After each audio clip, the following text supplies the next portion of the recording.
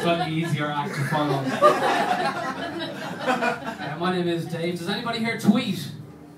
No. Nobody tweets? I do. Okay. Me Canaries. Me Canaries. I got a choice. I don't know if you noticed during the week, it was one of the first ever people to get sent to prison for something he wrote on Twitter. It was a guy in Swansea, this is real, and a guy in Swansea got sent to prison because he incited to hatred towards Fabrice Mwamba, you know, the player that had a heart attack. And he wrote something about him. And it made me think, like, I'm always writing shit on Twitter, and I always think, like, it would be fine. Like, recently, like, this is true, I got in trouble for something I said to Jedward. Any Jedward fans? You'd be clapping them on the Eurovision, though, at the same time. And Jedward tweeted, they went, "Oh my god, you guys, high-fiving stuff like Planet Jedward. We're in a secret location in Germany." And I don't know why everyone got so pissed off. I just replied, "I hope it's a gas chamber." And all these people were writing, "That's not funny." Like, and even Jedward wrote back, "Oh my god, Dave, that's so not funny, that's not cool." And I wrote back, "Don't be so fucking racist. Jewish people hate Jedward too." But in the last year, it has been a funny year, like for a lot of celebrity deaths. Not Jedward. But a lot of celebrity deaths in the last year, like Amy Winehouse. But, like, you know, there is a good side to it. At least now she can do her lines of coke off the shiniest surface known to man. Jade Goody's head. Every cloud.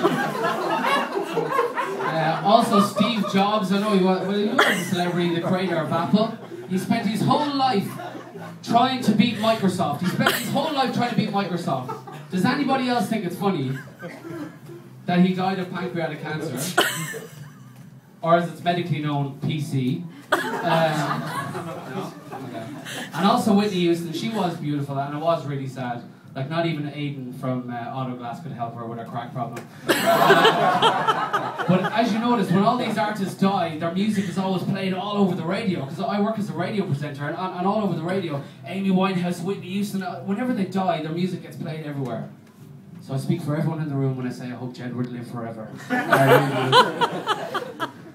Also in the music industry, I think someone from the music industry has actually been responsible for the kind of success on the war on terror recently. Like, Susan Boyle is massive in the States at the moment, and it's not just because of her music, it's also because she's helping fight the war on terror. Did anyone know Susan Boyle is helping? No? No? Yeah. They're actually circulating her picture to potential suicide bombers to show them what a real virgin looks like. Speaking of the man leading the war on terror, Barack Obama was here over the last 12 months. That was good, right? Yeah! The one thing I noticed though, did you notice everywhere he went when he was speaking, he was surrounded by 3 inches of bulletproof glass? It's a bit harsh. I mean, just because he's black doesn't mean he's going to shoot somebody. Thanks. Also, the Queen was here. I actually got a picture of her because the Queen was here as well. And she stayed slightly longer than Barack Obama did. She stayed for... How long did she stay in the end? Anyone has it a guess? I have a picture. This is an exclusive picture of her just as she was leaving Ireland. I think Ireland kind of got into her roots a little bit.